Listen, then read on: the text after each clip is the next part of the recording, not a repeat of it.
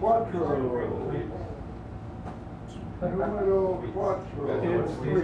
there we go. Ladies and gentlemen, hobos and ants, cross-eyed mosquitoes, and bow-legged ants. We're here now, finally, once again, not for the last time, not for the first time, but for the many times that we've been here. I thank you, and you thank you, and we thank you, and I thank you, and you thank me thanking you. Oh, get the corn out. Got the corn out, thank you. Longest running open mic since 1972, 73, 71, 75, depending on what you read. I'm your host, Dan Brady. Hopefully that thing is working, recording everything that's here. John Rhodes is recording. If you don't want John to record, you have to let him know, please don't record me. But that thing will be going anyway, so. I'd like to thank our hosts, Teddy and Fiona. Give them a round of applause, even though you can't see them, they are here. Without them, we wouldn't be here, you wouldn't be listening to me, and that's probably a good thing, maybe. Tonight's feature, Bob Clifford. Give him a nice round of applause to warm it up. All the way from Oregon, a very good poet. I saw some of his videos. He was on your thing. Yeah. That's the video post I linked, I put up there. Mr. Natural has set up the streaming. If you have a cell phone, like I know I have, now's the time to take it out and go like this and turn it off. So it's not on, and won't go on, and yes, turn the power off. Ugh.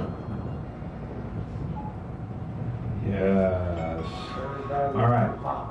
I'm going to introduce the fabulous prizes. The Minotaur, number 44, poetry from Port Townsend. This, I can't remember, 2006. Sally Love Saunders, Bits of Thought. This is one of a couple of copies I have. It's a pretty good book. Nice illustrations, nice poems. This is the most recent issue of the Haight-Ashbury Literary Journal. I am not in this, but several people in here are, or who come here regularly are. So I read the whole thing, and since I don't have room to keep it, I'm putting it here. Before me, there were Deserts by Muser Yenne. I can't read that. M-U-E-S-S? It's Turkish, I don't know. Yeah. I'm sorry. And it's Jack Hirschman's series. Yeah, Jack Hirschman helped put it together. And the poems are really nice. It's big. The poems are like nicely done. This is a collection of poets and writers. Everything in this is a single thing because a lot of it's, someone gave this to me, it's a little outdated, but there's stuff in it that's still good. And Denizens of Hope by Denise Lotu or Denise Lotour, depending. Also translated by Jack Hirschman and others. Same press. Yeah. So these are here. Of course, there's also the keynote, which you'll see a little bit in a minute. Mini feature, in case you want those. You have to come back to that. So those are the prizes as I know them. Other things, if you read a poem by someone else, I'll give you one of these cards so you can put your name, the name of the poet, and the name of the poem. So when I write up things, I don't have to guess. Put Robert Louis Stevenson for everything, which is it's one way to not good. So let's see what else is there. Oh, this is the email list. If you want to be on it at some point during the evening, just come up and put your name clearly written, please, and the email list clearly written, please. And I only send out something once a week, so that's that. These little cards are for Mutiny Radio. A lot of events there. They do poetry on Fridays, right? 3 to 5? Well, it's Diamond Dave. 3 to 6. 3 to 6. Okay. And Diamond Dave knows a lot about 21st that. and Huh? And Benjamin also. 21st in Florida, yeah. So those are all there, waiting for the proper time. These are there, that's there. Did I forget anything? The light condom? No. All right. I think I can sit down now. Thank you so much. Give yourself a round of applause for being here and knowing who you are and why. Like I always like to say, there's a purpose for everything. And kindly respect the mic, respect yourself, respect others. So that everybody may be heard. Right. Thank you. All right. So, the mini feature, Mr. Owen Duncan will now arrive at the mic and provide us with the mini. I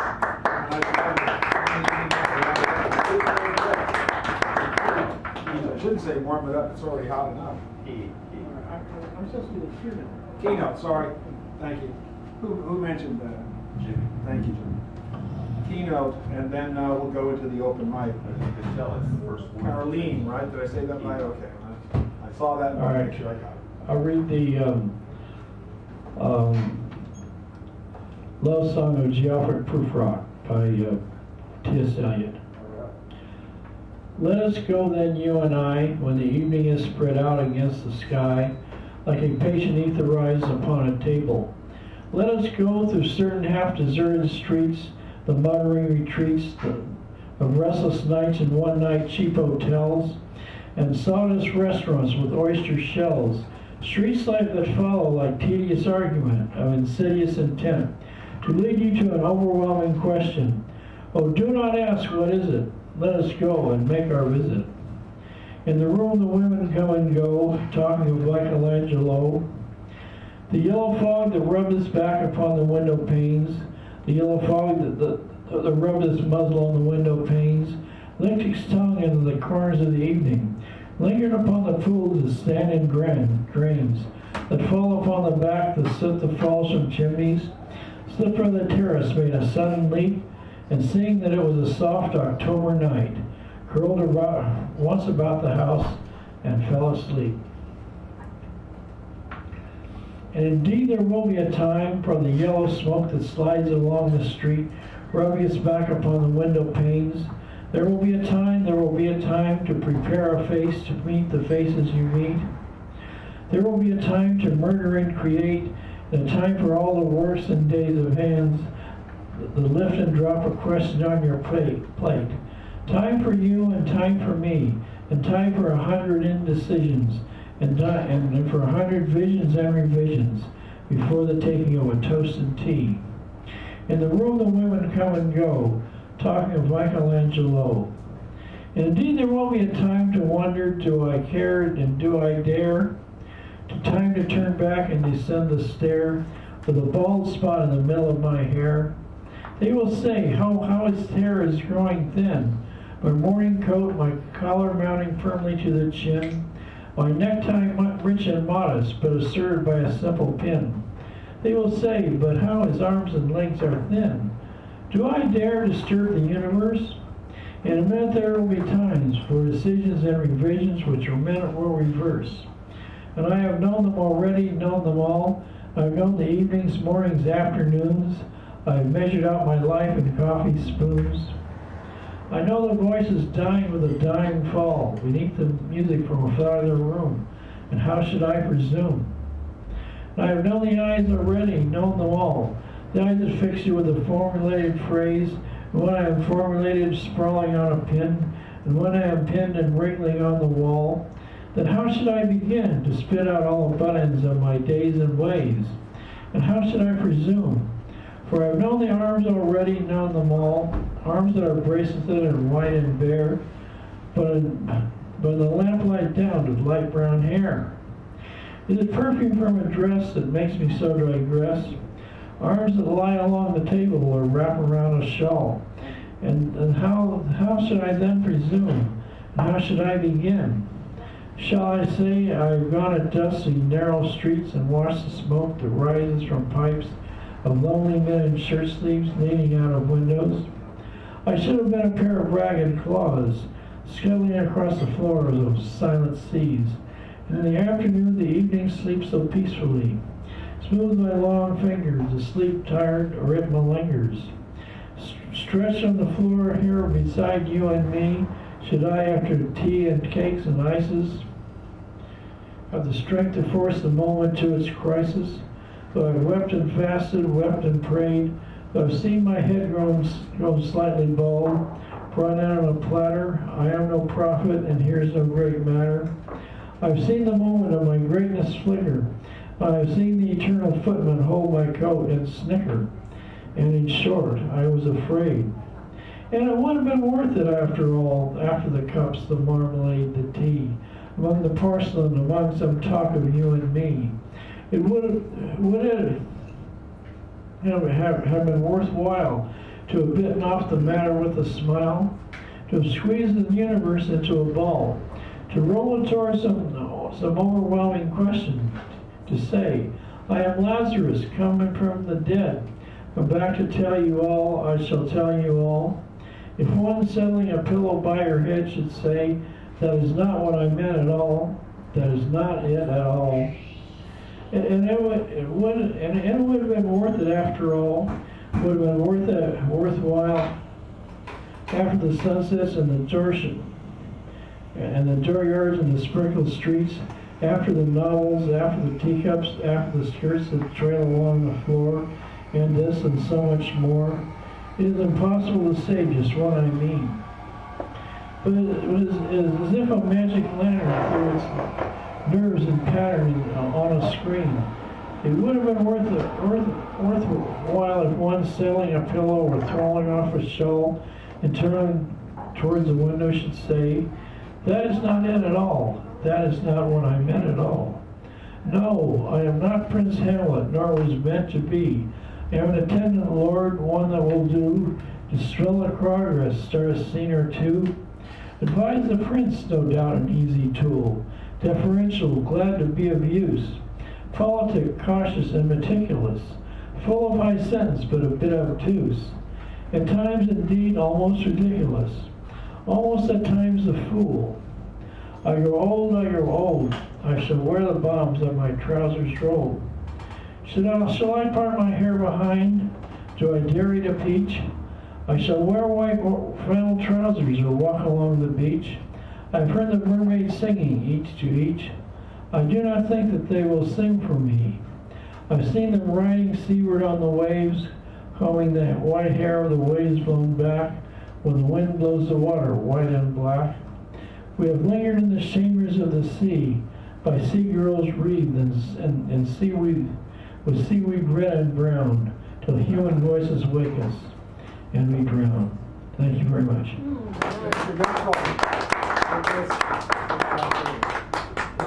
That's just the name of the author. Okay. Thank you so much. I haven't heard that in a long time. Give him another round. That looks like special. All right.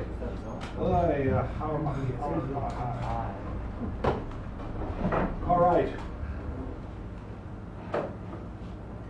Caroline. Yes. A newbie, ladies and gentlemen.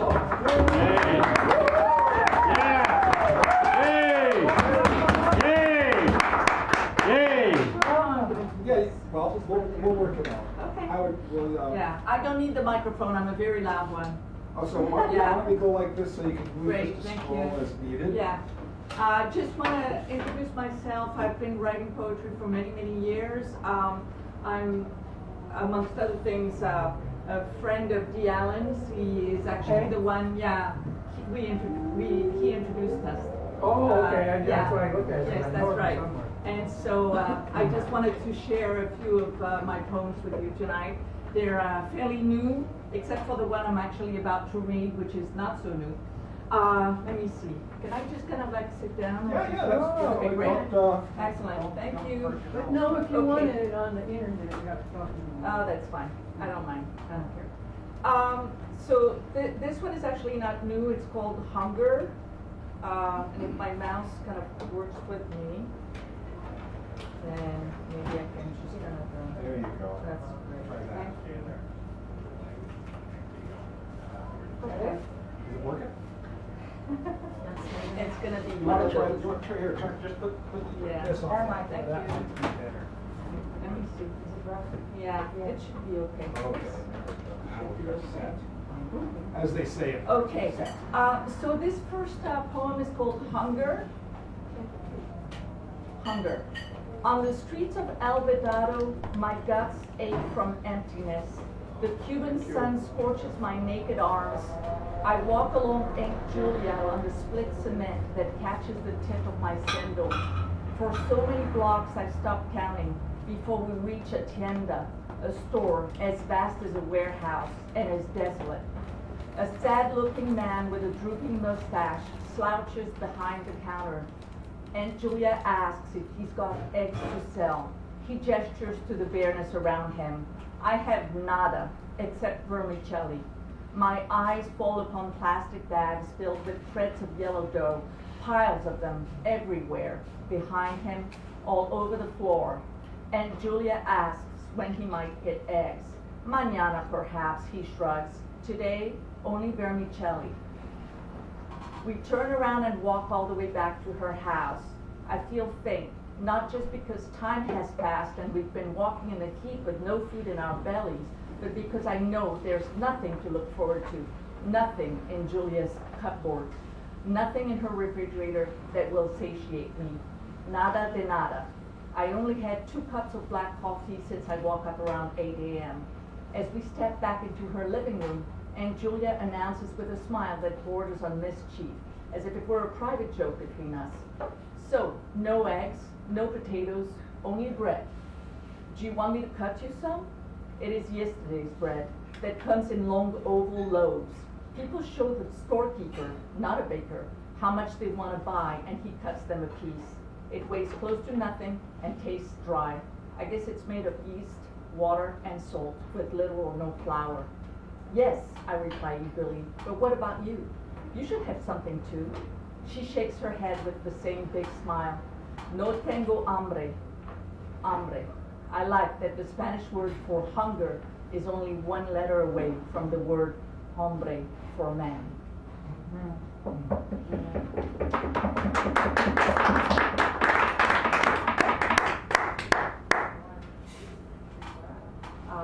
I'd like to share maybe 2 others with you.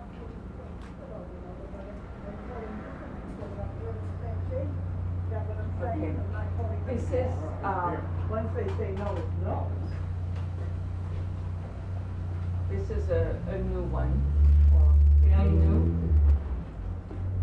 And it's the first time that I read it. Yeah. English saved me.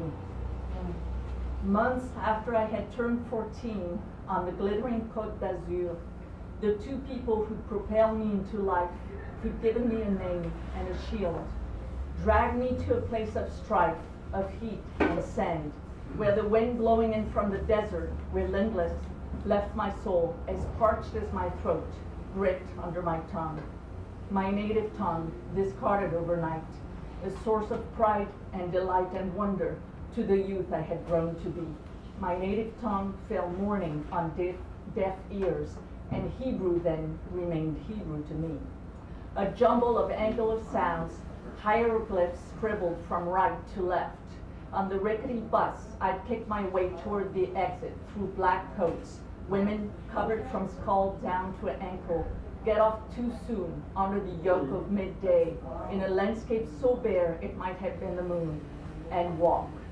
A girl with a new body without a face.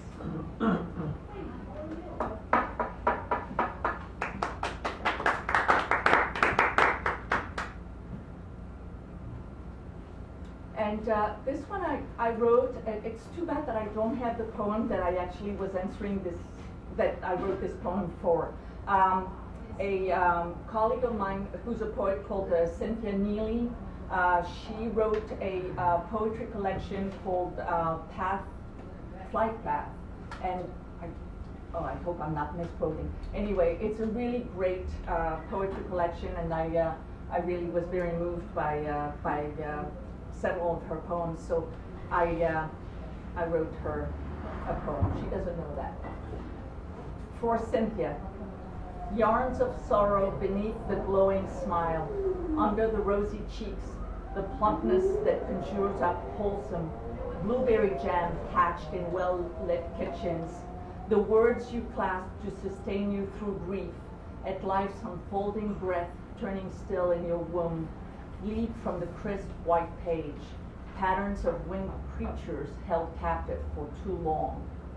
In the end, I did not bear a child, carved of my gut, a choice made in the previous century, but the roles of daughter, sister, aunt have defined me, and your ancient pain, barely dulled with years, the scar on your belly, a daily reminder, revives the blows, the cuts, the quintessential loss and lack, and loneliness within. Thank you. Thank you so much.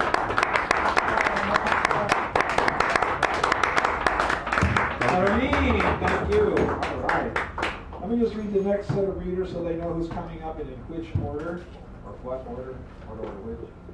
We have Buford, then John, then Justice, then Owen, then Stephanie, then Hal, then Richard, then me, then Al before our feature, and then we have Jimmy Falconer back from the Fair Isles of Delight. And then Jimmy Hammond, who will do the feature closer, super feature, and closer, unless of course things surprise us and other people show up. All right? He's nodding. In his mind, he's nodding. All right, so Mr. Buford, come on up and give him a nice little round. One of them to him. So John, practice that and Stephanie now.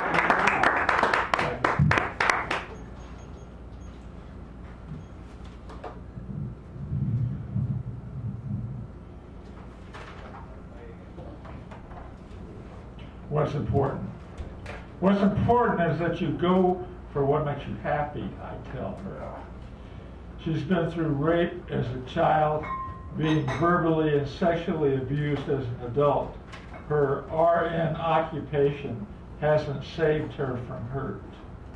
What's important, I say, is that you do what makes you happy. You're a good woman with a big brain and a wonderful heart. I remind her that her brown eyes that have been hurt much by the horror of the world.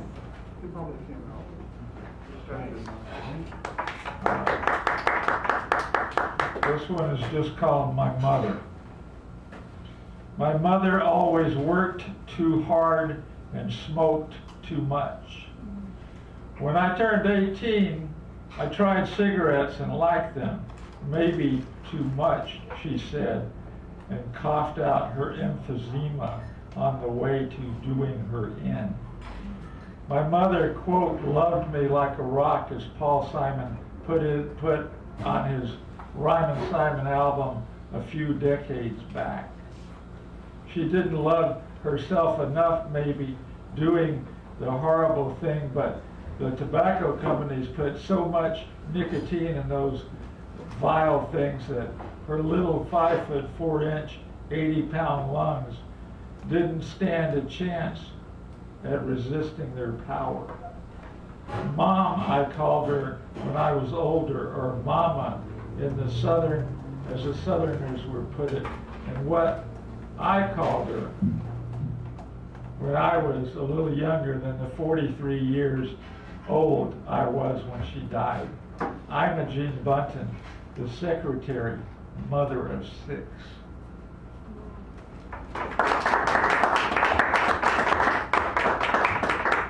Thank you. All right. Go on next. Yes, we have John, then Justice, then Owen, Stephanie, Hal, Margaret Mead, and Boss Tweed. Okay. I'm gonna put this video on YouTube probably. If you know, as they said, if you don't want to be videoed, I can delete it or turn it off, either way. And Leonard Cohen is waiting for you here if you're interested. Anything over $50. Let's see. I'm going to read one short poem. There's going to be a TV show on September 22nd. Everybody's invited to be in the open mic with Stephen Coppell, and you can watch. I'm trying to get QR Hand, but he's having a hard time getting a ride. And you're featuring, right? Yeah. Mr. Sandro. And let's see, I guess I'm going to read one poem. I was going to read the Greek one because that's what Jimmy was looking at, if I can find it.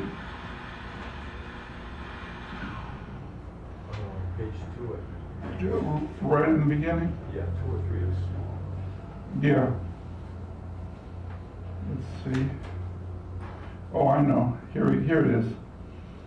It's a little, just a very typical pun. It's called Grecian Urns. The Grecian who never earned had nothing to give. My testimonial broken by Davy Crockett. Crockpot, just a 2-year-old. Raising the sugar cane in Jamaica. Sugar spawns forgetfulness. anarchy for the child. Remember, teach your children from the bottomless well, the animals and the man from Uncle. Boehner had bluer blood than Obama. Boehner, the sap from the family tree. Vanity is everywhere except Eden. God had Adam build a dam there. Praise Barack Obama's nation. Republicans are abominations. The bimbo tries vainly to apply the balm of Gilead. Thank you. John Rose. If you're ever interested, he does the Poetry Podcast TV show, and he'll tell you all about that. Where do you go? You just mentioned it. I know, doesn't it? Where do you? Oh, there he is. It's every week you do that, or once a month? Once a month, and it's usually the last or next to last Tuesday or Wednesday. All right, that brings us to Justice before Owen and Stephanie. Come on, give her a nice round, please, as she comes up here.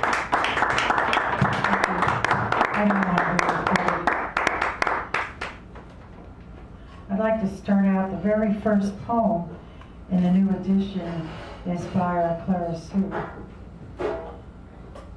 It is I.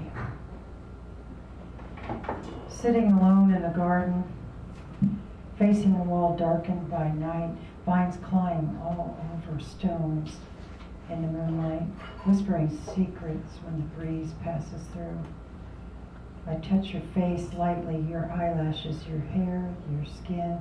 You think it is the breeze that passes through vines. No, it is I.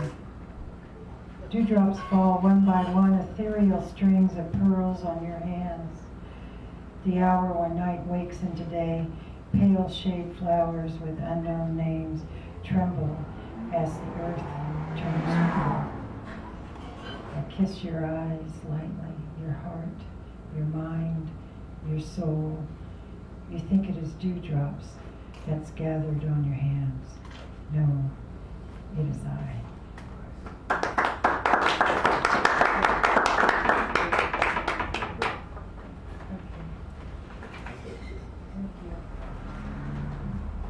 This is a new piece I wrote over lunch yesterday, first and last draft.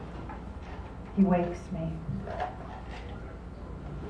He wakes me, is immediately remorseful. I could almost hear how sorry he is through the ringing in my ears caused by the sudden rush of blood to my head, sped up by the clenched fist pounding on my heart inside my chest. I could almost hear the answers to questions I managed to ask through my locked jaw as the sun cuts away its way through a tiny gap in the curtains, right into my eyes, and slices the pillow I was sleeping on in half, almost, but not quite. I want to ignore him and the sun, ignore him. Yes, I want to. He blinks his ageless eyes of cool reflections, agrees not to wake me. Almost. Sort of. Not quite. He garlands me with kisses. We greet the day. Thank you.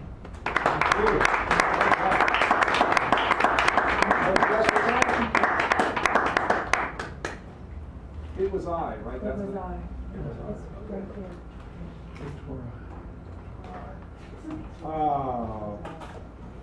Owen's coming back to the open. He was the keynote, so the keynote comes back up. And then we have Stephanie and Hal. Give Owen another round as he comes up here, please. Oh, so you're locked in. You just Clara Sue. You just wrote your poem. The one that's in the latest issue. You're the first one in the Hague Journal. It was I. Seen it? Everybody likes it. All right.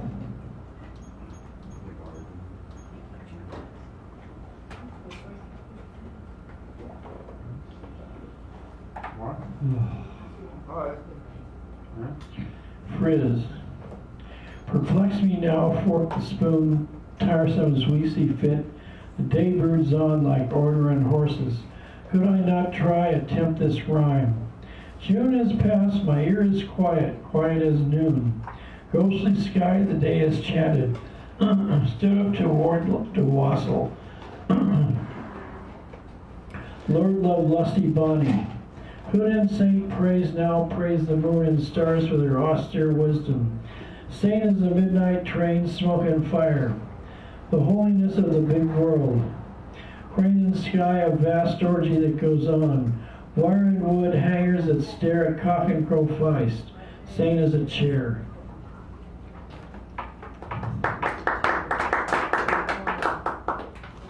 Pet peeves. Falling pieces, haunted, Rip forgot to hustle. Beauty is mine, smitten the sacred beholder. Richard Rodigan talks in haunted closets. The eagle bursts into a one-eyed angel as it cried before its seraphim. Horny as holiness, I am stunned in Rome.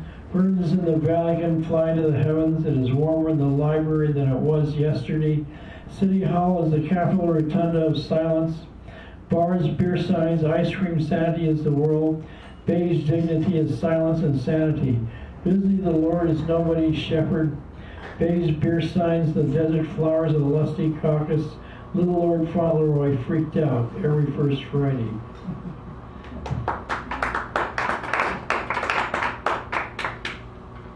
Sixth-rate sonnet B. Predicament Tokay, Toddy, cares cast a spell. Castro, who done it, fire engine, firmament, fractured fire truck, fishers and men who bathe their illumined orgy. Who's who in happiness, hussies, hurry along the attack waves. Altar, Vermont is an altar for Israelis. Growls, Ross, Rotten, Raja, loyalty is for lovers, louses, and leeches. Can't speak has a spell, cast of hex in foreign tongues. Hexameter, all idle wives are lascivious. Cavorting is for courtesans. Fax is for frantic fishes. Bobby Fischer says hello.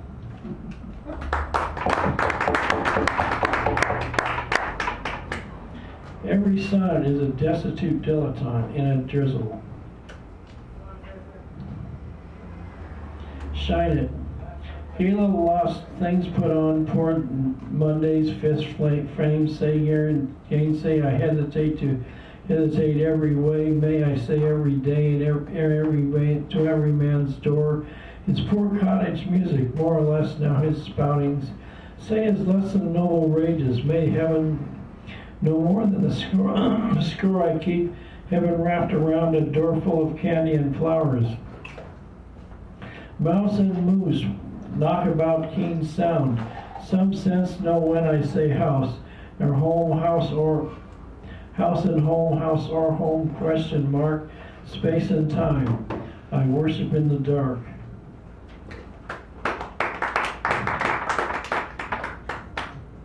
Christian sonnet. Let us now praise famous folly, muscular Palestrina, destined for all. Are we the servant or to a savant? Cause some more trust, trip out and tripe in tristessa, gawk at the moles that save and survive, and say our prayers to bread and reason. Let us reason the fact we are reasonable men. Seen at success, socket to them all, that the halls be jolly, not judicious. Jolly and yes, folly, folly, folly. Fun and folly we take to bed and reason. Die on the planet, we make more our season.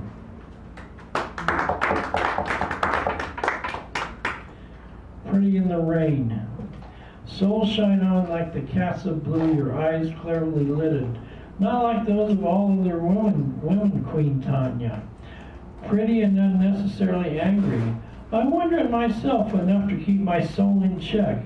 As I would rule the world, alas, my fair one, my pretty, though not so unnecessarily angry as I, thoughtful but happy.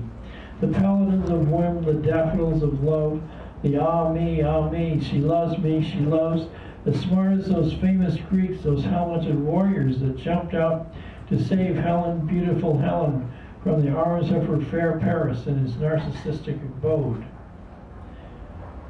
To fellow artists, poets, painters, and the like, there is no such thing as a bad poem.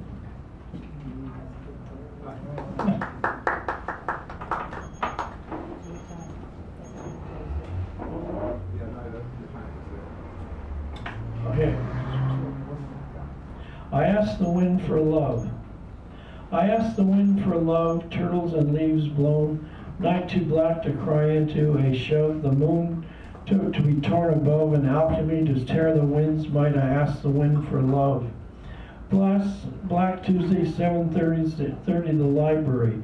Dove cries that reach into the hush, right blackness to cry into, a shove from all the laughing planets roam around the Gaelic heavens. As they sight the wind, I ask for love. Swimming like a stray fish, move like a mouse held in the light, black I cry into a shove, too many to make I find, grove of blackness and bliss, fires ignite, I ask the wind for love, black I cry into a shove. Thank you very much. Yeah. All right. And now is my further pleasure. I've had many pleasures this evening. Stephanie Manning is coming up now, so give her a nice warm welcome if you please.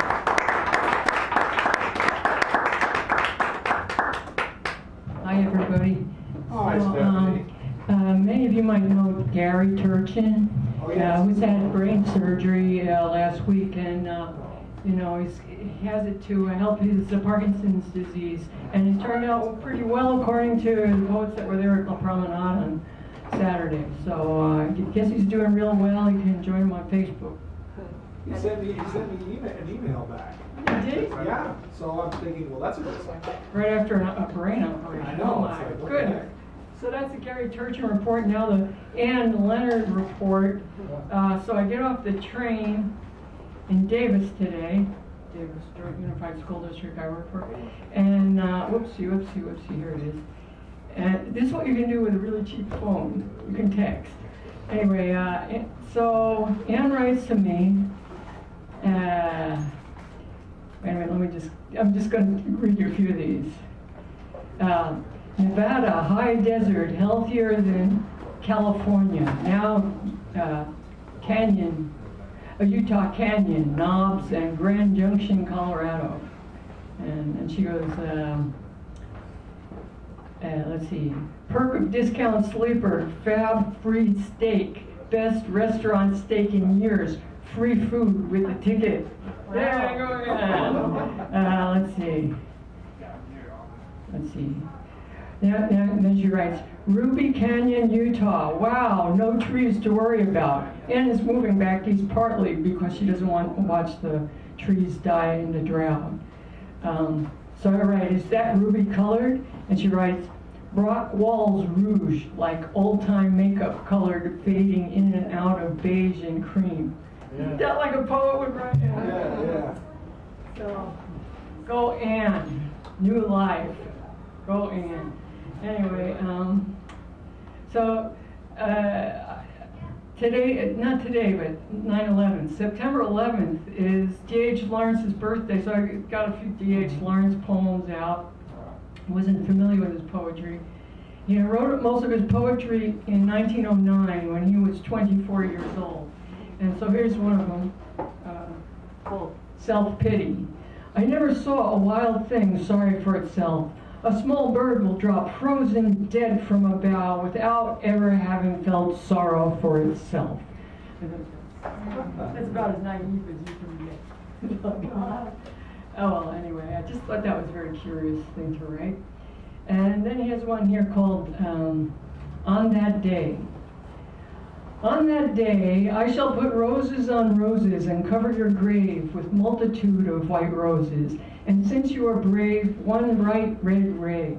So people passing under the ash trees of the valley road will raise their eyes and look at the grave on the hill and wondering mount, and put the flowers asunder to see whose praise is blazoned here so white and so bloodily red. Then they will say, 'tis long since she is dead. Who has remembered her after many days? And standing there, they will consider how you went your ways unnoticed amongst them, a still queen lost in the maze of this earthly affair. A queen, they'll say, has slept unnoticed on a forgotten hill, sleeps on unknown, unnoticed there, until dawns my insurgent day. That there's one more in here, I will make sure that it's one. Oh, read this one, I have a note to myself, okay. This last one is called Glory. Glory is the sun too, and the son of suns, and down the shafts of his splendid pinions run tiny rivers of peace. Most of his time the tiger pads and slouches in a burning peace, and the small hawk high up turns on the slow pivot of peace. Peace comes from behind the sun with the peregrine falcon and the owl, yet all of these drink blood. Thank you.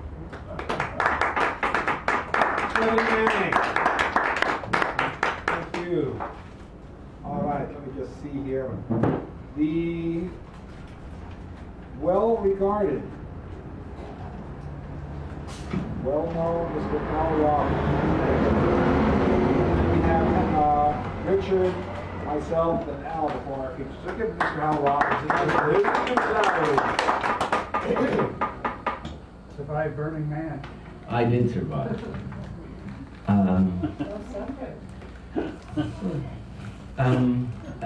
Not all poems can be said in a 5-minute limit, but I thought I might just start one, and then when I heard the beep, round it off.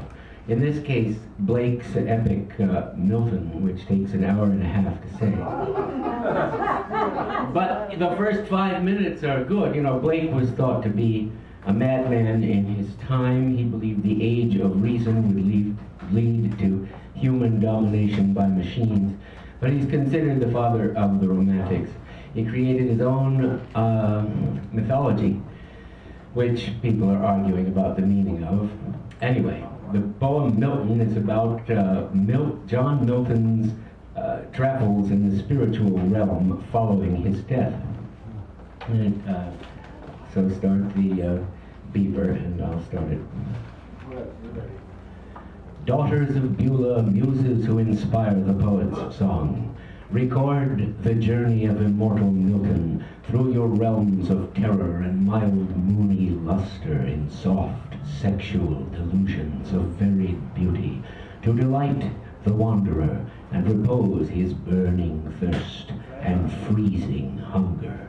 Come into my hand, by your mild power descending down the nerves of my right arm and out from the portals of my brain, where by your ministry the eternal great humanity divine planted his paradise, and in it caused the specters of the dead to take sweet forms in likeness of himself.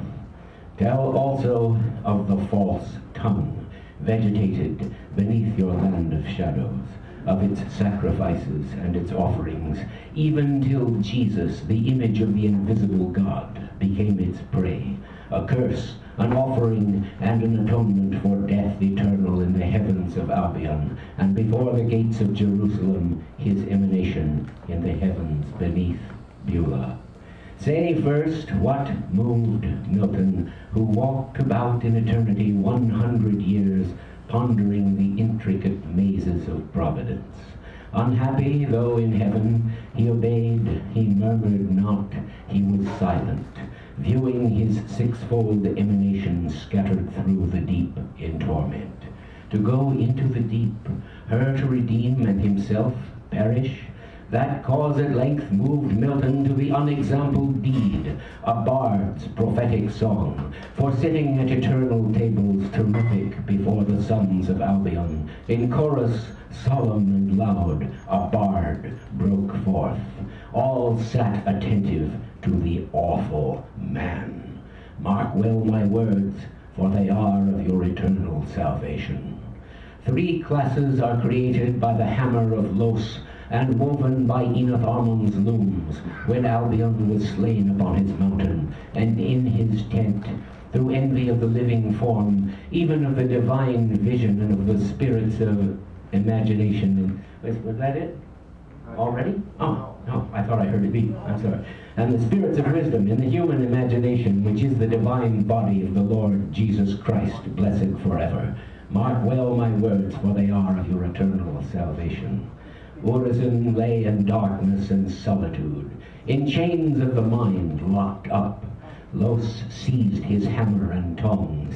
He labored at his resolute anvil among indefinite druid rocks and snows of doubt and reasoning. Avoiding all definite form, the abstract horror roofed stony hard, and a first age passed over, and a state of dismal woe. Down sunk in fright a red round globe, hot, burning, deep, deep down into the abyss, panting, conglobing, trembling, and a second age passed over, and a state of dismal woe. Rolled round in two little orbs and enclosed in two little caves, the eyes beheld the abyss, lest bones of solidness freeze over all, and a third age passed over, and a state of dismal woe. From beneath his orbs of vision, two ears shot spiring out into the deep darkness and petrified as they grew, and a fourth age passed over, and a state of dismal woe. Hanging upon the wind, two nostrils bent down into the deep, and a fifth age passed over, and a state of dismal woe. In ghastly torment, sick, a tongue of hunger and thirst flamed out, and a sixth age passed over, and a state of dismal woe. Enraged and stifled within and without, in terror and woe, he threw his right arm to the north, his left arm to the south, and his feet stamped the nether abyss in trembling and howling in dismay, and a seventh age passed over, and a state of dismal woe. Terrified, Los stood in the abyss, and his immortal limbs grew deadly pale. He became what he beheld, for a red round globe sunk down from his bosom into the deep. Trembling and weeping, suspended it shook the nether abyss. In tremblings he wept over it. He cherished it in deadly, sickening pain, till separated into a female form, pale as the cloud that brings the snow. All the while from his back a blue fluid exuded in sinews, hardening in the abyss till it became a male form, howling in jealousy. Within, laboring, behold, without, from particulars to generals, subduing his spectre, they builded the looms of generation. They builded great Golgotha, times on times, ages on ages. First, Orc was born, then the shadowy female, then all Los's family.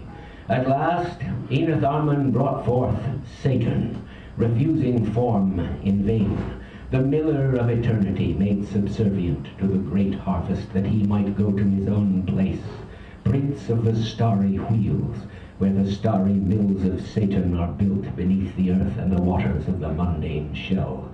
Here the three classes of men take their sexual textures woven. And thank you. Whoa. Whoa. Wow. I did really well. I know. Amazing. Yeah. All right. Thank you.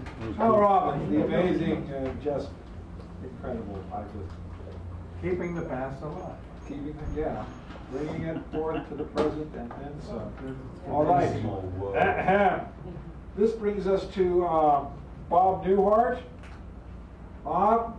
Marlon Brando. Justin Bieber. I saw him on the bus. Yeah. Is he still drinking? Yeah. Richard Sanderell is next then. If he would kindly come forth with his, are you going to bring your device? Sadly, my printer at home lets me run all the tests. That I can do all kinds of stuff, and when I want to print, it tells me my printer's offline. So yeah, you lucky people. You get. Oh, is that all it's saying? That it's offline? Yeah. Have you tried turning everything off, unplugging everything, and then plugging it back in and turning it all back on? Well, That can sometimes be a desperate, quick fix. I want somebody out here to tell me these things don't think that. So.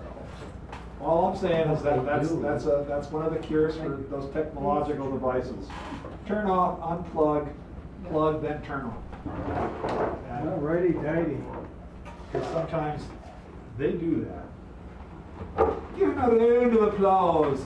Amen. Do that with our whole hearts. That's an interest. Then, of course, I follow him before Al, and then our feature. I wonder what goes through their minds. Well, that's it. So do I. I got a laugh just out of that. Huh? That's the whole thing there. What I wonder, though, another thought in the art of blunder, it goes through craniums containing scrambled egg-like substance. They stare vacuously into nothing. Elder woman struggles with the weight of her husband in wheelchair. No one showing fondness of kindness this day.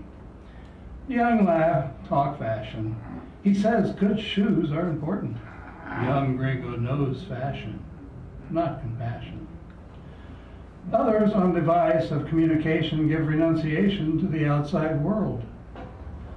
Bus driver, burned out on helping humanity, watches frozen in his seat, held by some force that latches him into his place.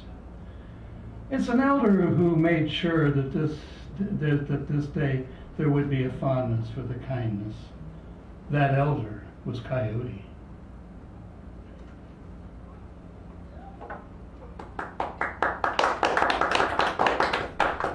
Watch out for that. Coyote, there's another coyote coming up. No, we're gonna miss that one. And we just did that one. All right, let's do this one. I did this one last week. Night shines day. I get cloth, time to shine dark night that brings day. Glide as all things flow through starry-eyed galaxies. Meet my love. She studies, participates what life offers from the world, mind, body, soul. She has no reason to be forgiven. She does not see things as sins, but learnings. If not learned, repeated, tragic. She's ornamented with black diamonds that take away the radiance. When sun rises, the black of night remains with her. Stardust falls during the night onto her hair, winking at me as she circles, mesmerizes, draws me in. They wonder why I love snakes representing male, female, transforming cultures. Lose ourselves in eyes, looking for that invitation to remain. One who binds you to the spell, transfixes, hypnotizes, enthralls, as outside worlds die. Mesmerize.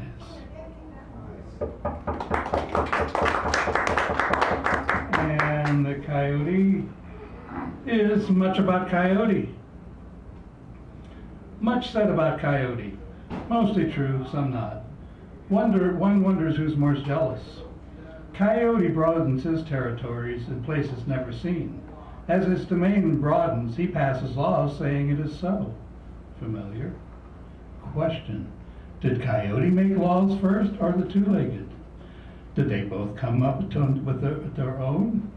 What's the source of all this activity? Coyote says he knows, but he's not talking. We're both great con artists. Thievery on both our parts, even from each other. That's what good thieves do. Call it giveaways. Coyote says he's only trying to do it to teach us a lesson. This is what some native people call Coyote Wolf, grandfather, one who teaches. There's rumor that Coyote's cooking up a plan to take dominion over your safe places, right outside your doors. Coyote's got a lawyer. You wonder why Coyote's suing you. Meanwhile, Coyote denies everything. Accused of influence, Coyote answers with a snarl. I don't need no stinking putrefied politicians. Coyote's a good trickster, master manipulator, but one foolish enough to believe his own press. Coyote becomes foolish. Gringo gets mad. He goes from 1 to 10 in anger in a 0.0000000 point seconds. It passes you so fast it's in space before you even think about hitting the ground. Coyote feels sandblasted. When native people call Coyote Wolf grandfather, I thought that they were saying that because they were our ancestors. Gringos learned from grandfather, but they just forgot. Gringo always thinks he gets here on his own. Coyote has always resented that. Back to the Dominion issue. When Coyote comes to town, he's tired of being harassed by the two-legged. It's only fair that when you take land from Coyote where he lives, that he comes and gathers food, that he comes to town to steal your pets for food. Time to turn the tables. Police are always called in, and you know what happens. Therefore, the lawsuit. Coyote does it, just to make a point.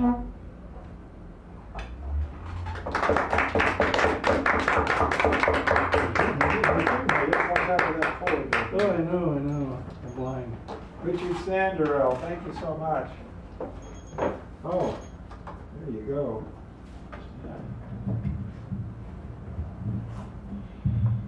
Well, I had something planned for this evening.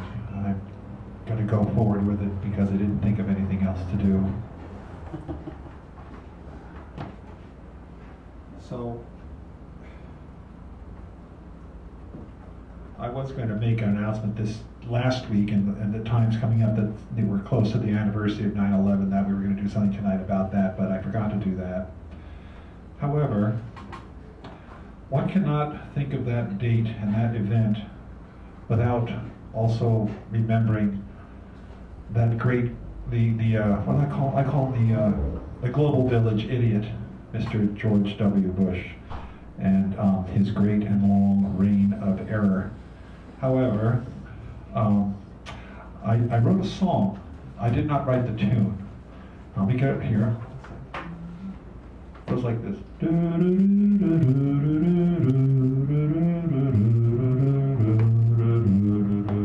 Remember that? Got that tune?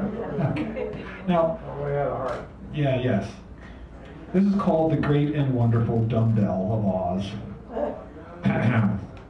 Now, it was written during the time he was installed. We'd be peaceful, we'd be leaders, not selling nuclear breeders or suffering such pain.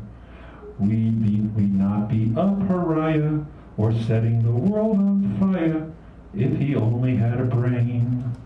We'd be resolving every issue regarding Mogadishu, not trading guns like we're insane. With the programs we'd be funded, we'd be helpers, not just thugs then, if he only had a brain. Oh, I can tell you why the oceans got so poor. Bush, he went and sold it just like he's a whore. But wait, you know there's more. We'd not be busy yelling about the GMOs we're selling, nor would we have gas pain. We'd be helping hands, not striking. We'd be young, mellow, and enticing if he only had a brain. Since his chest it holds no valor, his face it has the pallor of a coward's lying art. Just because we're all presuming that he really is quite human, but he doesn't have a heart. We'd be principled and abiding, with nothing to be hiding, regarding laws to start. We'd be allied to the truth, and the world would call us dear friend, if he only had a heart. Can't you see the Trinity, which found our liberty? A dutiful third estate? Well, that would be really great. We would register all voters, have guaranteed neutral pollsters with the dates that are and aren't. We'd be fixin' instead of mixin'. We'd never get a Nixon if he only had a heart. We know it's hard to be a sissy, but many ask, well, is he, since he never showed the nerve. Instead of showing prowess, he bellows from his house, since he doesn't have the nerve. His bravery I'm not buying, he's caused too many to be a-dying, a fate they did not earn. He is yellow in his gizzard, and it does not take a wizard to see him as just some absurd, since he doesn't have a brain, a heart, a home, the nerve. Thank you.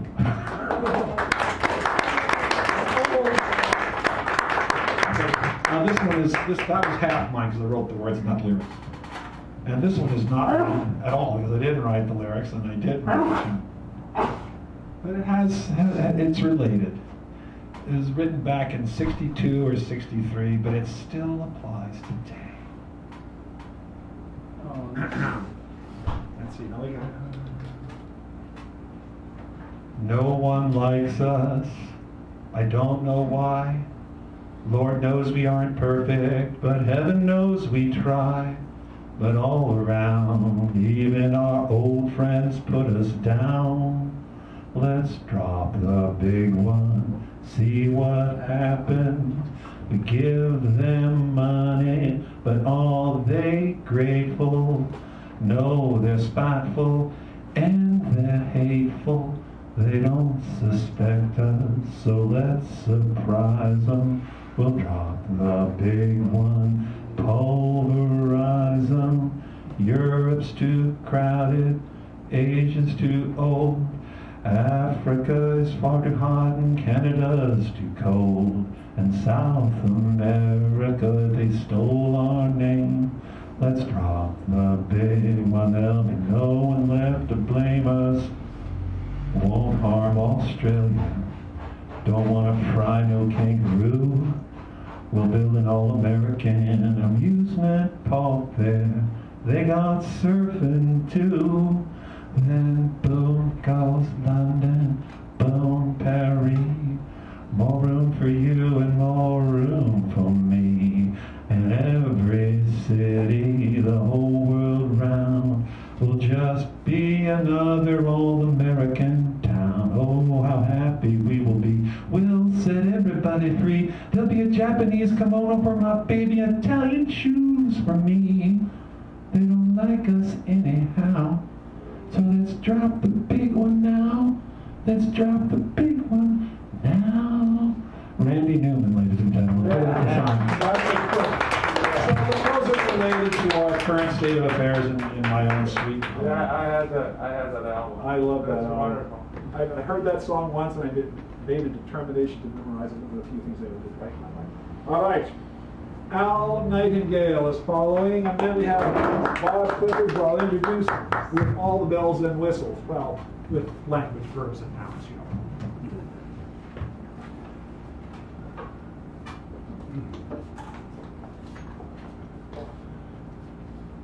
I recite my poems from second part of book in verses in English. His name The Eternal Christmas.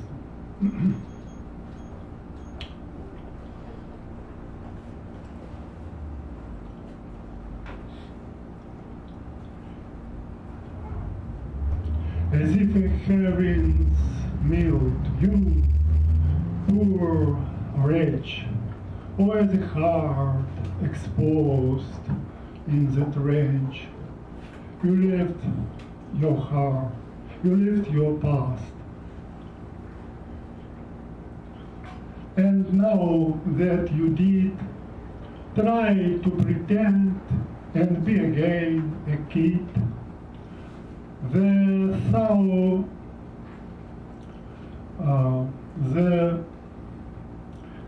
hole in the eyes is not reversible.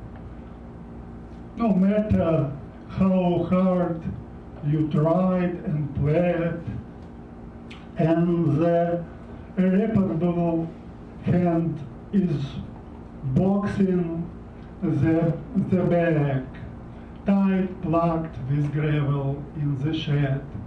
And so I bless the poplar's curly hair.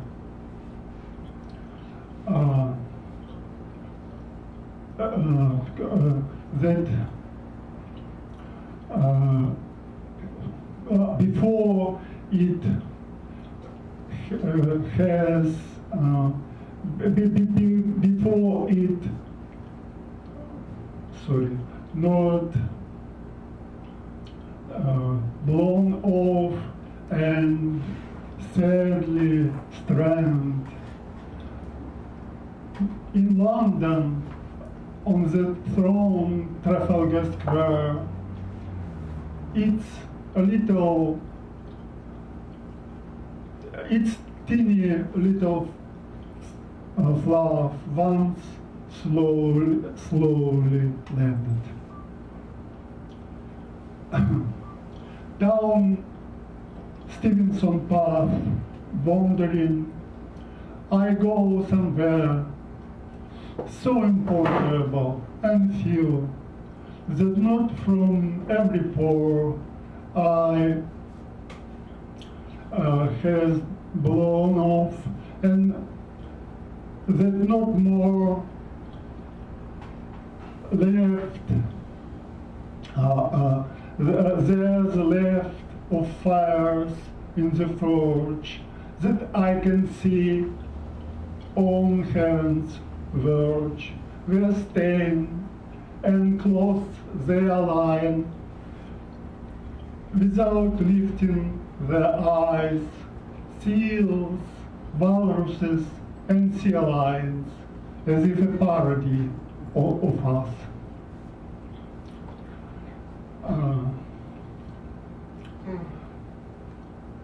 The playbill is leanly pale, and like a trickster's shooting in the evening up in San Francisco, seals and entressols can be altered fast, but without some soul, a past is not a past. Squeeze and blindness of commonplaces touch from old days and move closer, light the match as an amber drake cleans its feathers. Store all this for the sake of the antique store. In vain, and in vain, not envying any angel, handle this rented folk peddle, imponderable evening up in San Francisco. South informal, really, but in part it's risky, and even for Italy. What for is here? Why here is playbill? When the concert ended, it's an inappealable measure, 400. Oh, Thank you. Al Nightingale. All right. Wow. Stop that clock here. All right. As I like to say, this is one of my favorite parts of the evening when I get to brag on somebody and they get embarrassed. Not you. You're not that kind. I can say all kinds of things. But so before you hear them, it's interesting when you look. Well, I looked through the book, but then I also heard them online, and a lot of the poems are really brief. But that is actually deceptive, because there was one poem that I can't remember which one it is. I can't quote it. But I was reading it, I actually listened to it. I listened to it like several times, because even though it was brief, it was really deep, because the simplicity was really deceptive. You look at it and you say, oh, there's a layer. Oh, there's another layer. Wait, there's one more. It was very interesting. So there's that complexity in simplicity. Also, there's a heartiness to it. I mean, there's a not just hearty like, heart, and not just hale and healthy and big and strong, but also there's a caring and there's conversational. There's a conversational aspect to the way that he writes, so it's really engaging and draws you in, and then brings you deep, and then takes you out to a point. So it's really a fascinating mixture of things. He's a well-versed person, a good heart, and a magical soul. I'm going to bring Bob Clifford up here all the way from Oregon. Give him a nice round of applause. All right, Clifford. And his book, Gasping for Air. Sorry. So, it's like a little bit of Yeah. a book party for him here, and he gave me a copy here, and I'm gonna get you a copy of my book when it comes out with your signature. Good. All right. Right, I want to very much thank John Rhodes, Clara, Dan for having me. When I showed up a couple of years ago, I've been treated absolutely fabulous, and I thank you. Right? Because I started doing something again, that I hadn't done since Reagan's first term. So, but anyways, this particular book is, as Claire would say, not consoling. in a very polite way and thoughtful. So it's about my mom, and it's about my brothers, it's about the environment, where we came from, being the first family kicked out of public housing in Boston, sent to the poor farm. But anyways, so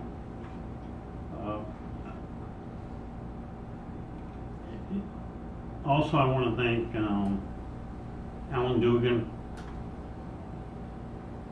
who really, back in the day, gave me a tremendous amount of confidence, and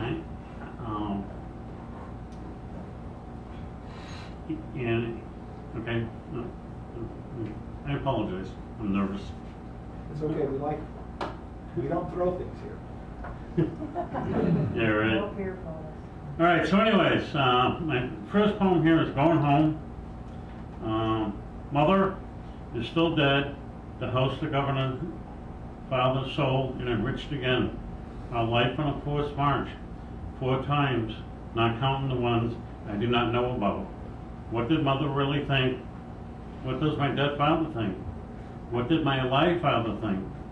Mother is still dead on the porch couch, her eyes open, curled straight up, still no teeth, still no live mother, still no picture.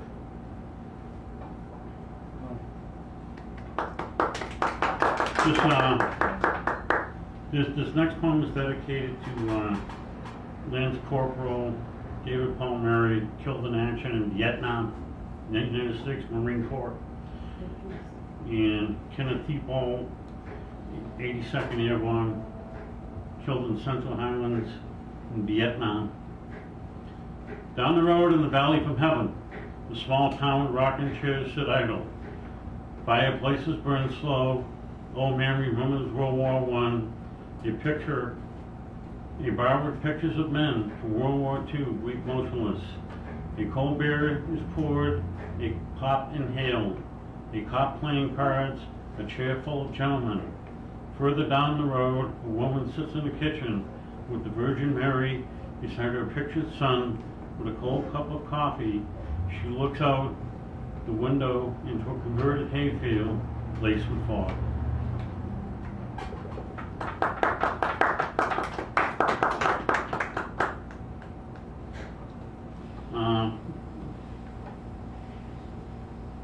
The High Street School on top of the hill above St. Michael's. When it was alive, it processed good little boys and girls from homes that had pictures. John F. Kennedy, Pope John XXIII. The odd ones had Richard Nixon. The odd ones sat in front with answers and smiles. The ones who had a sense of humor sat in the back of the sacred first 2 rows and were asked for answers, like the boards that now cover the windows of the school that could not process more than 2 rows of answers and smiles. You're talking about a parochial school? Parochial school? Yeah. Okay, just checking. No, we were below that. Oh,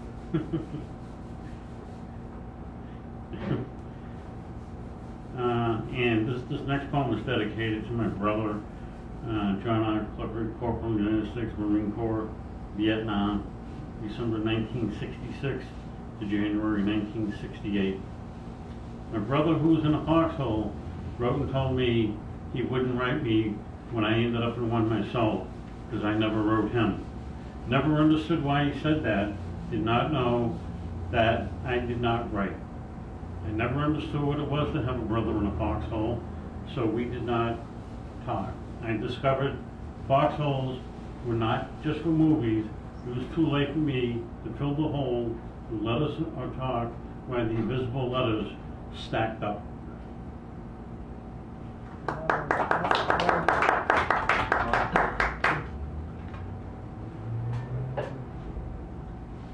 I'm trying to stay away from the deaf poems. Right, Claire? Okay. You can take that. Riverside Park, Hudson, Massachusetts, America. Under the lights, young men of the insulated world gather to beat their dreams out from other dreams. The hot chocolate is hot, the hot dog steam, the police steam, the mist from the dreams of the river settles above the 50-yard line, while the hawks come to the people to watch people collide like hawks.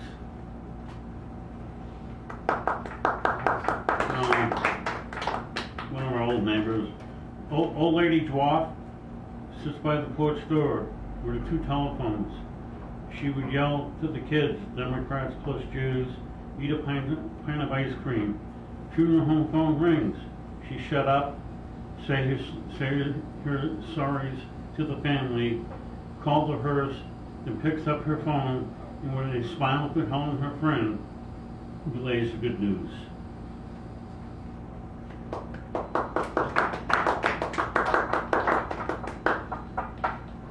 couple more here. I'm going to leave you in peace.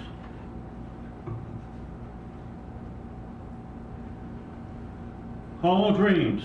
Lonely as the night you first slept without being rocked. Lonely as the dreams you have imagined in the center of hollowness trap.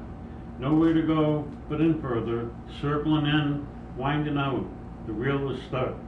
Helpless as a fish, gasping for a little air for what little life and dreams it has until the unknown. It wants out, you want out. Nowhere to go. Once again, funny, isn't it? We were all sure at one time, weren't we, of going up sooner or later. The fish is gasping still, not to go up and down, just hoping to feel once again the open streets.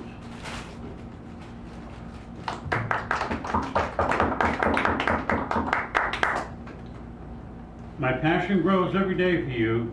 Shadows cover the sun.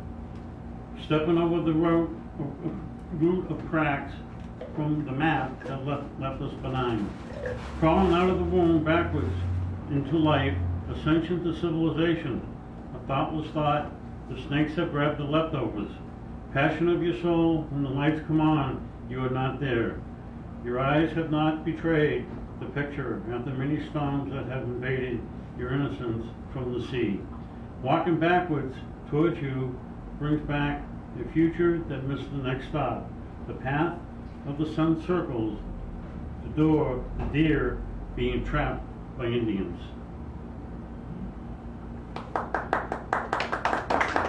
This, I just retired last year after 34 years of college football. I have no idea how I got in it, but I know how I got out of it. I got fired. So anyways, but this is a poem. The boulders of young muscle the boulders of muscle of young boys who lead mothers, apron strings, in front of 100,000 savages whose bodies will never be as beautiful to break. The boulders of boys move sweetly, forward, sideways, up, down, across, picking a number to crucify because they cannot hit their fathers, while the fathers cry in dark barroom corners. Mothers pray. The young warrior searches for a chief who will never meet him.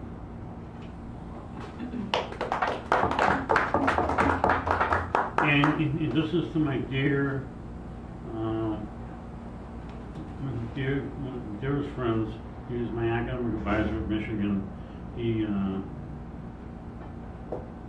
unfortunately died of AIDS, and in a very difficult time in my life. You know. So anyways, 2J, love always. The volcanoes rip your body apart. Two pieces of skin rubbing each other through the exit black hole of waves every day in the mirror. Your face, your search, touch, sense. Traveling the bottom road, did you ever enjoy sex? The lava rips and sucks each organ apart. Your heart's still a virgin. The boiling rocks now pound the organs to decimate, destroy, intimidate. So they wish not to return in your life the next life. Laying there like a bag of brown bones, the whites of your brown eyes, sucking morphine like candy. Did you budget this? The gray dirt that you be in brown bottle, you did not know the consequence of your search for love, and your petulant, bitchy self crawled inside of you and killed you.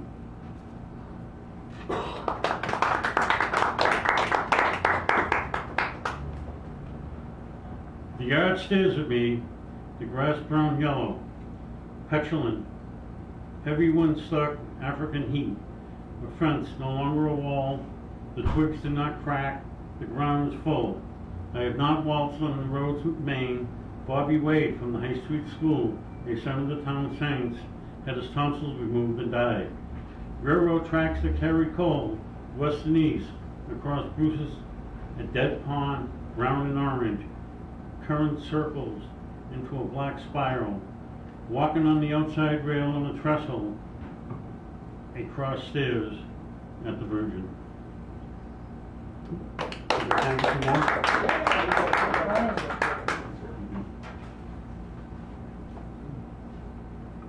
You're feeling you need more ease, more friendly, you're not as nervous as you were before, right? So you don't want to stop here. It's good.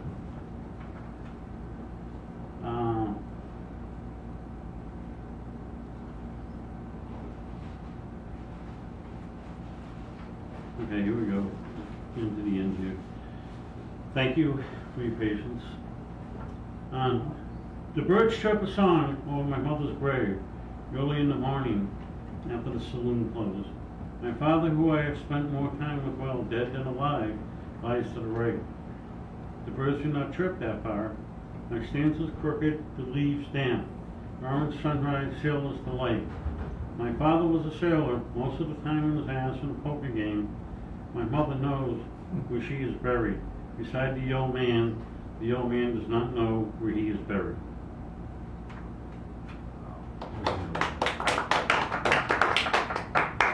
I'm trying to get more positive, Claire. I'm trying. Being home, and then one more poem after that. Thank you. My mother turned her head as she said what happened. The voice was strange and far away. I heard my mother's tears for the first time, hearing a dog of love cry for the first time. The old man had died, someone she had not seen but heard for 11 years or so. A brother at Paris Island, a brother at Lackland, a brother at the Abbey. Mother snapped a Polaroid for them. Back in those days, they did not get leave. You had to make it home. Anyways, this last poem, and I thank you very much for having me again. This last poem is about a dear young lady who got kidnapped and murdered, and I unfortunately, I caught the guy. So, and this poem is dedicated to some particular people in law enforcement whose commitment to justice, and 6 years it took to get it. The dark gravel parking lot on the west side of the pit, where the gladiators collide, a devil on 4 wheels surveys the air with a sickle. Innocent kills as the gray clouds circle with no eyes. Driving to another act of futility, flash the appearance of the devil, the 4 wheels hiding under the whirling winds, clouds seeking direction from the prey. My 4 wheels blinded to the front, the smell of evil lit my nostrils, the eyeballs like laser connected with the antenna of the devil. We pierced each other without solution as the attempted prey walked along to freedom. We challenge the empty shark eyes of the inner vessels of a heart with no blood. Our 8 wheels move apart. One set the sunlight, one set the darkness. On a road traveled by innocence, we meet again on the same road to freedom, with people who seek the one human being not seen. On a dark night of the wet valley, immeasurable the darkness of weakness, clouded by a clogged antenna, the agents of the free world descend, like daddy long-legged spiders to conquer the quest. Many arms, many eyes, many tongues, many keyboards clack, many cerebral voyages, or where the devil of evil snatched the innocent child of God. December, the magic of determination, the sky opens up to retrieve the black hole of the past, the cold, brisk, dark day of being on an empty night. Eyes to see, eyes to declare, eyes to illuminate, eyes to look through, eyes that were not there, to put a human being, the living, in the invisible. The 4-wheel haunts the surface, and all the flames and the cloistered black devil who commanded there the ship of death. The day again in the pit, where gladiators collide, the black hole members shouted, the messengers of God shouted, we were free of the devil of evil. Yes, Brooke, we met the devil who